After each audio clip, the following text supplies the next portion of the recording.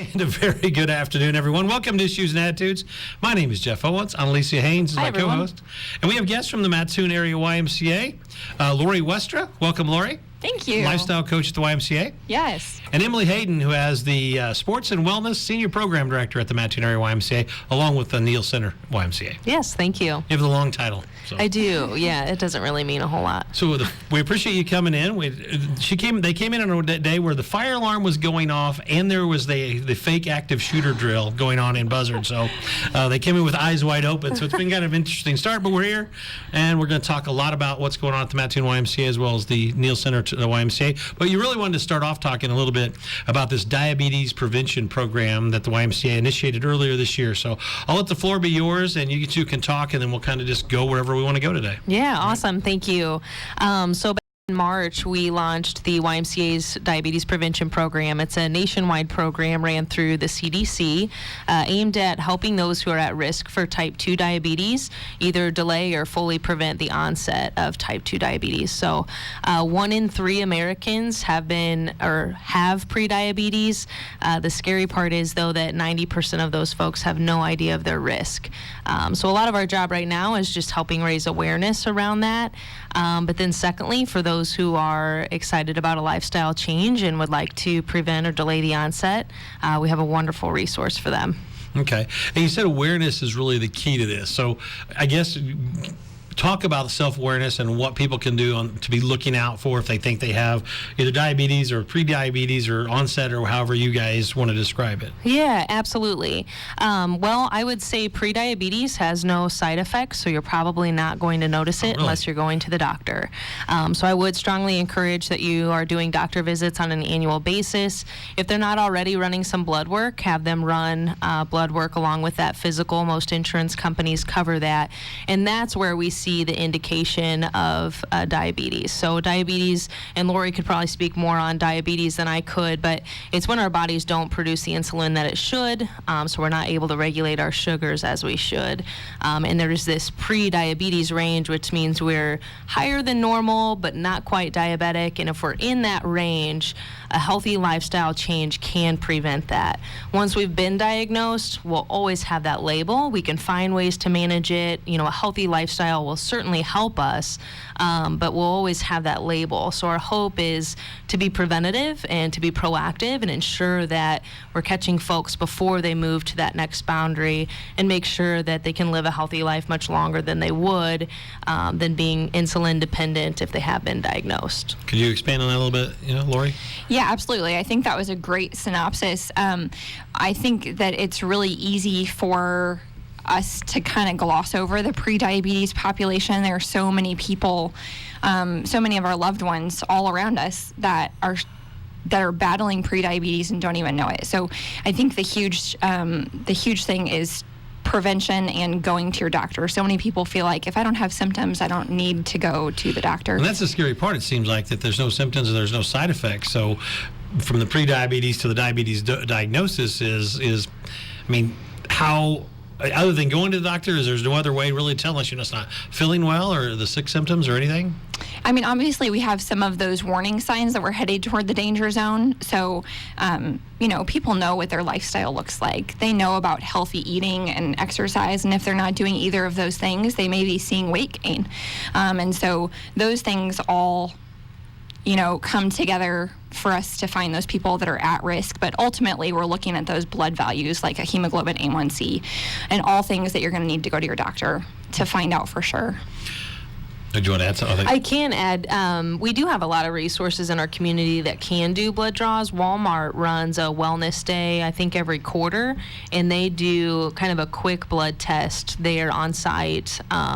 So if getting to the doctor is difficult or costly for some reason, just kind of look out there or even give us a call at the Y, and we can find a resource that would make it more attainable. Okay, so then we know that the folks who maybe are in the range of not knowing still have a chance to develop a lifestyle, a healthy eating lifestyle or healthy lifestyle overall. Talk about what things they should be doing. Maybe if either YMCA members and non-members, if you could break it down that way, so maybe the folks out there could at least have some advice. Absolutely. And what's cool about the diabetes prevention program, it is a very community-based program. So Y membership is not at all required. In fact, it's given away for free for those who participate. So I'll kind of lump them all into one. I didn't know that. I learned something today. See? Yeah. You learn something each day. It's a Monday. Yeah. I mean, you have to learn something on a Monday, right? True. That is true. Super community-based, and the second really cool thing about it is it doesn't take place even at our Y. We run off-site. Right now we have a cohort at the Charleston Library. We're at the Mattoon Library as well, and we're looking at branching out into the Arcola, Toledo areas because we have a couple wait lists there. So just know that if you're not in Mattoon, that doesn't mean you're left out. We just need to hear your interest, and we can pop it up in that community. But as far as how to prevent type 2 diabetes and how to get ourselves off of that pre-diabetic range, Lori touched on it. It's very much healthy eating and physical activity. And I think what I've noticed in talking with a lot of people is we maybe know or have a concept of what that might be, but how we accomplish that is so incredibly different from each individual, and that's where the program can be a huge benefit, because we're not going to give you a list of foods you have to eat. We're not going to say this is the diet that you have to accomplish. It's very much each individual person discovering their own path to healthy living. So how to incorporate physical activity, how much, how often, what it is, that's really dictated by the participant. We're just giving them the tools and the platform to figure out what that route might be for them. So you really almost individualize everybody's program. So there's not just here's a sheet of paper, and so you have to analyze that individual. Do you spend a lot of time with them, or how does that work? Yeah, it takes place in a group setting, ironically, even though it is very individualized. So the group will discuss a topic and brainstorm, what does this look like in healthy living? And then each individual participant will take time to reflect on what that means for them and what their goal is for the coming week. So Lori can expand on that if you want. Yeah, so I think what I love most about the program, and I keep saying this over and over again when asked, but I think a really unique part of this diabetes prevention program is the group effort. So as lifestyle coaches, I don't come in and I'm not the expert to tell you exactly what you should and should not be doing. My job is to facilitate the group, to help relationships form, to help people individualize for themselves. So we do have material, the same material that's passed out to each person, but we do brainstorm as a group, and then sometimes we have them pair up, and the whole idea is that they help each other. So if you make a decision for yourself, or if you talk to the person sitting next to you and you formulate some ideas together, we've found, the CDC has found, that you're going to be more likely to make those changes. So does that also break down a lot of social stigmas about the affordability of eating healthy and exercising? Yes, we do talk about some of those things, and that's just another great way. We've had so many of our participants in this current cohort help each other with those types of things. Mm-hmm. Now, it's not like part of each session that I say, these are the foods you need to buy at the grocery store. This is where you need to shop. This is how much they cost. That's really not my role. My role is to help them form relationships and figure it out for themselves. But you probably have some kind of advice on, that you can't eat 3 cheeseburgers at lunch every day. I mean, things like that, right? I mean, do you talk a little bit about the specific diet, at least suggestions? Or I think people like to be told, even though I know part of your thing is you don't want to tell them, but you got to kind of nudge them a little, right? Yes, and the curriculum does have that. We talk a lot about fat grams, and so we talk about healthy fats and unhealthy fats, and saturated and unsaturated fats. And we talk about some of those things, but that's not the main core point. Okay, I got it. Yeah. So an example. I'm sorry, go ahead. I was just going to say, so it gives the person that sense of responsibility that they should have. Yep, exactly. That's where it works, because they are choosing for themselves. One example that I share with people who are maybe interested but not sure if they want to take the leap is, say their healthy lifestyle or their lifestyle today has that 6 days a week they swing by a Steak and Shake and grab a milkshake. I'm not going to say you can never have a milkshake. I'm just going to say, hey, this is a goal we want to hit for our fat grams, and based on your weight, we want to kind of moderate and fall into this ballpark. How can you make small changes to make that accomplished? So they're going to choose, okay, well, instead of going 6 days a week, I'm maybe going to go 4, and that's fine. That's progress. That's what's cut it down important. to 2, then 1. Absolutely, but they dictate the speed of that change and how that change takes place. Maybe they still want to go 6 days a week, but they only drink half of it each time. They're going to find out for themselves what that small change is, because if we dictate it, it's not going to become they're going to their feel lifestyle. they're going to feel pressured. Yes. Now, obviously, Yeah. the YMCA is not a healthcare provider, so what's your response back from the healthcare industry in this market, which we've got a lot of, and we've been lucky to have, Sarah Bush and Carl, among others. What is their feedback? Do they assist, help, or? Yes, we get referrals from a lot of the physicians for the clinics that I've been able to visit so far. Sarah Bush, as a whole, has been very wonderful. They had a program originally kind of for this population, and had decided that they wanted to help funnel into this one. So they dissolved that program. And in turn, people who come to me who are diabetic and are seeking support, they need to go to Sarah Bush, because, again, we're not the experts for that. But clinicians are very excited. The industry itself is kind of shifting into the preventative mode. We're seeing a lot of statistics around the dollars that we're spending as America in treating diseases, and man, if we could shift part of that into prevention, that could really change the way our money is spent. So I think we're getting there. Doctors appreciate too, for those who are enrolled, I communicate with the doctors at certain benchmarks within the program, so they'll get a letter from me stating what their weight loss is so far, what their attendance has been, and that's helped circle the loop back. So now there's 2 people tag teaming to help this individual, not just the doctor stating, hey, you need to make a change. We're helping them with that change, and then the doctor's hearing that update. That's neat. So is there an age group that is allowed to do this? Is it like all ages? Is it, It's adults. Okay. So ages 18 and older can certainly join. There is once we can get this off the ground, there is a similar type program for youth, which is originally where a lot of my passion is. So I would love to launch that through the YMCA, but it's a rather large undertaking, especially for a YMCA our size and the community of our size. So once we can get enough buy-in from our physicians and start to shift that mindset that healthy living is this cookie cutter thing that everyone has to Bad fit choice into of the words, same. cookie. Yeah, that's true. Maybe it was a pun. Oh, good comeback.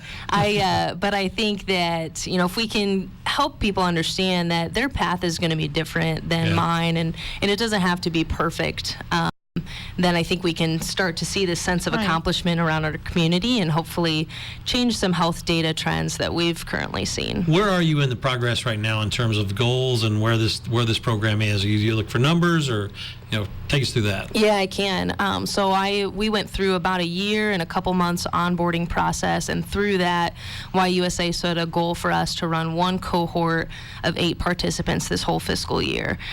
We have since launched our 2nd cohort, and we have a 3rd one coming up at the end of this month. So well ahead of our goal as far as how many people we've reached. Beyond that, we have 1 cohort who's reached kind of a mile marker part of the program, and as a whole, they've averaged, I think, 6.2% weight loss, and their goal is 7%, and they're about halfway through. Are all of them in? Nobody dropped out? We did have a couple that left us because of some work conflicts, which we understand, and so our hope is that we can get them into a future one. But of those who've made it through with us, they're 6.42% weight loss, so very excited for them. One lady actually shared that she's been on blood pressure medicine for 40 years, and she's now off of both of those medications. That's awesome. Yeah. Now, Lisa's an EIU student and a co-host, so I guess you answered one of the questions. EIU students who are interested can still be involved if they want to be, and so they just contact the Y. It's a nice way of avoiding that freshman 15 too. Yes. Well, Avoid it. Plus, you get out in the community and do other things and meet other people. You feel like you're a part of the community too when you participate in stuff. I bet people don't even know there's a YMCA in Mattoon. I will admit, What's that big building by the train station? when I was at Eastern, I didn't know there was a Y in Mattoon either. And I'm from Effingham, so I'm from the area. There you But go. yeah. Now, Lori, as a lifestyle coach, when you are talking about the other side, we talked about the diet side, but the exercise side, do you work with that as well? And the same kind of idea, what they can and can't do, or how does that work? So the year-long program is split into sessions. So Okay. each session has a topic, and in the beginning of this cohort, as our participants were looking through the topic of each one, they thought, well, I want to talk about that right now. We're getting close to the holiday season, and I want to learn about that right now. Or I go out to eat a lot, I want to know about that now. But the CDCU did a really great job. I'm realizing after going through 16, almost 17 sessions that there's a reason why they put those things in order. They do it really in bite-sized chunks so that it's not too Another terrible pun. lots of puns. Sorry. Emily and I have been working My on brain this. is not correct. So there's really a reason why they do that, so it's not so overwhelming. We don't just give them all of the information and say good luck. Yeah. So we really walk through each session at a time and really make it attainable, because we want this to be a lifestyle change that lasts for the rest of their life. But we do talk about physical activity. It is not necessarily incorporated into the session. We talk about it, and then again, we put that on Bonus them. on them, I get it. So we encourage them for 150 minutes of physical activity each week. And again, that's something that they build up to throughout the program.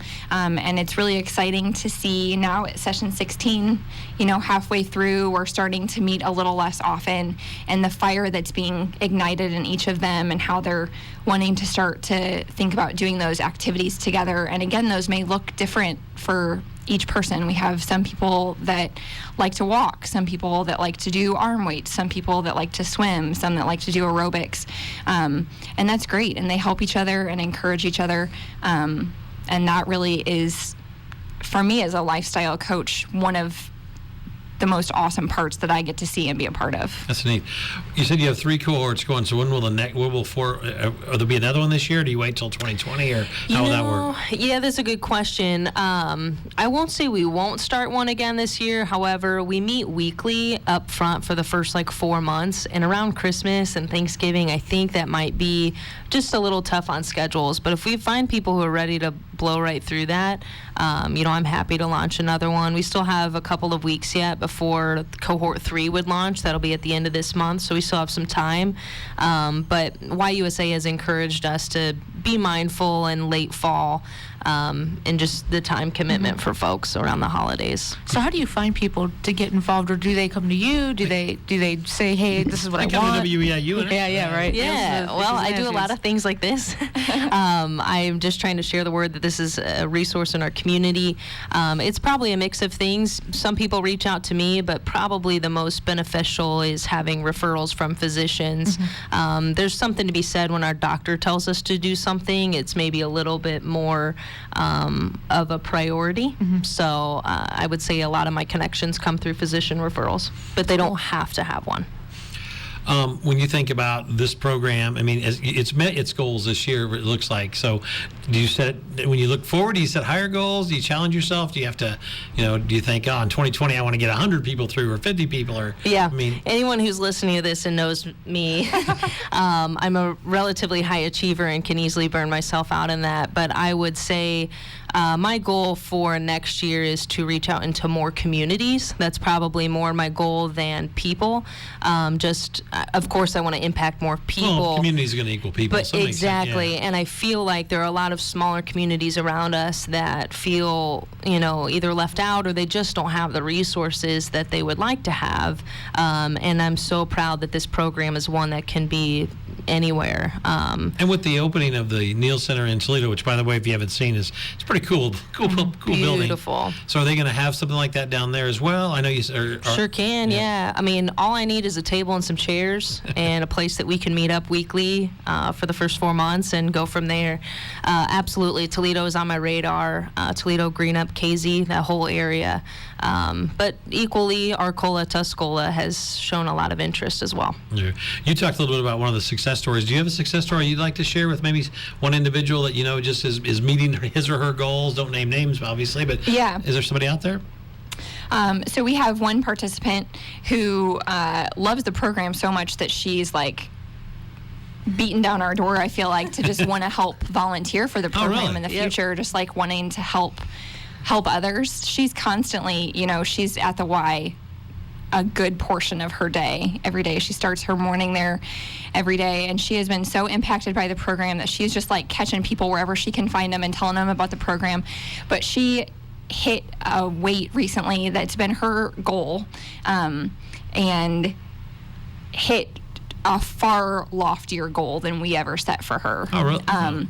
And the happy dance that she did this past week when she saw a number that she hasn't seen in a very, very long time, was pretty awesome to see. But it doesn't just influence, the weight number on a scale, like she feels better. She's the same lady that got off of her blood pressure medications.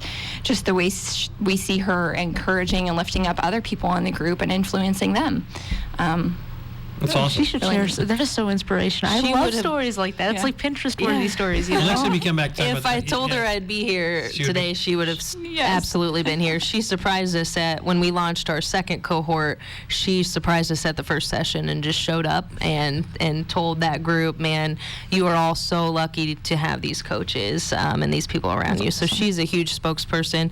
We had a number of others, and I think the coolest thing that's happened that we hear consistently is so many of them didn't feel the change happening.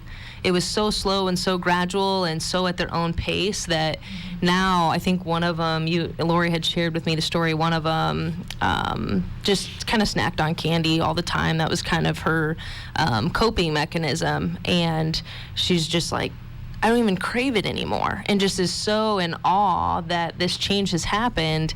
And she really didn't even know when it clicked or what changed it, but I can't even speak enough about the program and how it does allow them to create a true lifestyle change instead of, okay, I'm going to do this diet, and then, a couple months down the road, we're right back where we started. We're talking with Emily Hayden and Lori Westra from the Mattoon Area YMCA about diabetes and other things.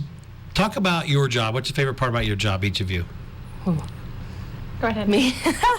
I would say what I enjoy most about my job is hearing from folks who need help and watching them not really know what to do and being able to provide them a resource. So the diabetes prevention program is by far a really good sector of my job, but more than anything, I'm just meeting with people and hearing their needs and pointing them in a direction, whether that's the diabetes prevention program or Sarah Bush or Carl or something else in our community, but just helping them find the resource that they need, and then watching them hopefully be successful or being with them along the way when they hit those slips and trips. I'd say connecting folks with resources would be my favorite Top part. that answer, Lori. I'll do my best. Sorry. No, I was actually just thinking about that as we were talking, so I'm glad you asked the question. Thank you. The cliche phrase, find a job that you love and you'll never work a day in your life. And I think I really have found that. I think I found that niche. Like I have a history and a background in nursing, and I did labor and delivery nursing for about 10 years and loved that. But since I've been staying home with my kids, and this has been just such a wonderful niche for me to still be able to help people. And the other lifestyle coach and I talk frequently about the fact that this group for us is like our therapy. Like we love getting together with these people every week. We love hashing out all of these things and seeing a life change happen literally before our eyes. And for us, we can see it a little better than they can see it in themselves. Like we're watching the gradual progress and so excited each week, but then to have them stay after a session and hear us, hear them say to us, people have been noticing. Like I saw family that I haven't seen in a while, and they're like, what have you been doing? What has changed you? Or hearing how they're now taking the information that they've learned and they're impacting the rest of their family who also is at risk for prediabetes. That's been really neat. Oh, she might have. They're even on that answer. Things in your mind, Annalise, as we have a few minutes left. Well, I'm wondering, and I'm probably going to answer this question already, but it sounds like this is something that it can trickle throughout the community, trickle down into the community. So you don't have to necessarily be a part of this group, but how can this help other people who just like don't have time to, like, is it just word of mouth? Is it like, how does this affect a community? Absolutely. I mean, as people learn tips and tricks, man, we hope that they're sharing them, and would love to, more than anything, help ignite the fire in others to seek a healthier lifestyle. Maybe they don't need the support of the program, and maybe they don't need the support of the Y, but all of us could use a little bit of motivation. So watching someone else reach that motivation, or watching their mood change because they now feel healthier, man, if we can just have that fire spread across Charleston, Mattoon, Right. all the areas of, we just want to be healthy because we want to be happy and we want to enjoy life. Man, that would be the underlying goal. There you That's go. awesome.